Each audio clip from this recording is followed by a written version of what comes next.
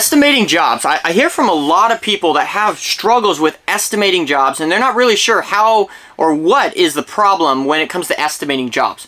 And I think at the end of the day, it comes down to this one simple issue, is a lot of people don't fully think through a job. So when a job first comes down the pipeline and you're thinking about selling that job, you might be like, okay, this job, whether it's a dryer vent cleaning, right? Okay, they're thinking, I can clean a dryer vent in 30 minutes. Right, sure, you can clean a dryer vent in 30 minutes. But also think about what else is required in that job. All the way from setup to cleanup to, so basically from backing your truck into the driveway to pulling your truck out. What is involved in that project? So let's take simple dryer vent cleaning for instance, right? The simple dryer vent cleaning, yeah, 30 bucks, right? You grab the dryer vent cleaning brush, you run it up there, you go up on the roof, you run it down, you run the dryer, and make sure everything's blowing correctly. Sounds great, sounds super easy. But, okay, let's break it down. Okay, you get to the house, you ring the doorbell, you greet the client, they show you the dryer, you go get your dryer vent tools, you get all the tools needed for the job, you gotta pull the dryer out, the laundry room's a little bit cramped, so you gotta be a little bit, maneuvering with all the dryer vent and all of your tools and everything like that. You gotta unhook the dryer, you gotta bring your dryer vent cleaning brush in there, you gotta run it up there, you get dryer vent lint up the yin-yang. You got so much in there that it requires a lot more cleaning. Now you got it all over the ground. You got it all over the laundry room. You got to do a little bit of cleanup after that. Okay, so you get all that cleaned up. You get the dryer vent hooked up. You got it as cleaned as you can from down below. Clean out the dryer vent from the roof. You might get a little bit of dryer vent on the actual roof. You got to bring your vacuum up there. You got to clean it out. I think you guys get the idea. There's a whole lot to jobs that aren't thought of when you're actually thinking about the work.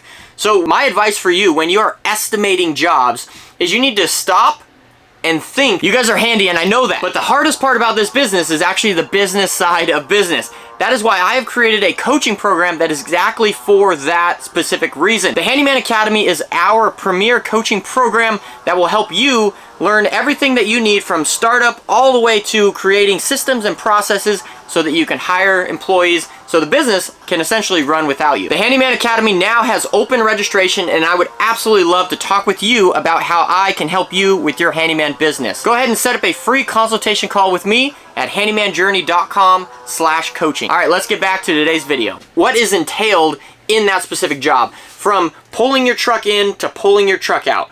What is entailed in that job as a whole?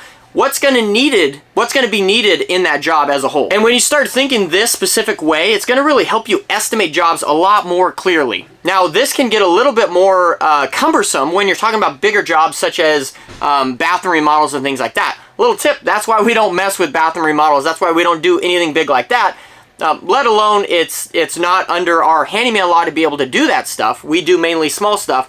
But the other reason is because there's a lot involved in all of that stuff. You got to think about, pulling a bathtub out, fixing the drain, like all kinds of stuff that's unknown. So you got to have a lot of clauses in your estimate saying that, hey, the price may jump higher because we may experience this.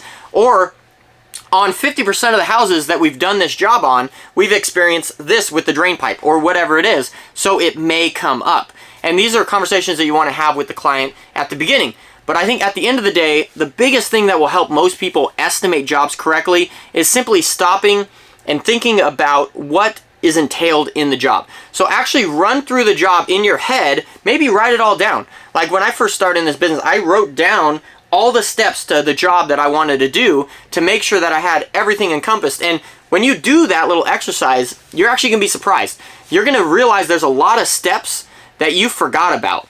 There's a lot of steps that you weren't thinking about when you originally came up with your original estimate.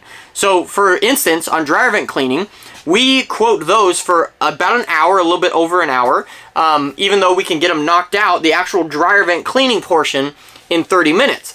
But the rest of the stuff takes us all that extra time to get accomplished. And getting paid, getting out the door is part of the job. So you have to factor all of that into your estimate.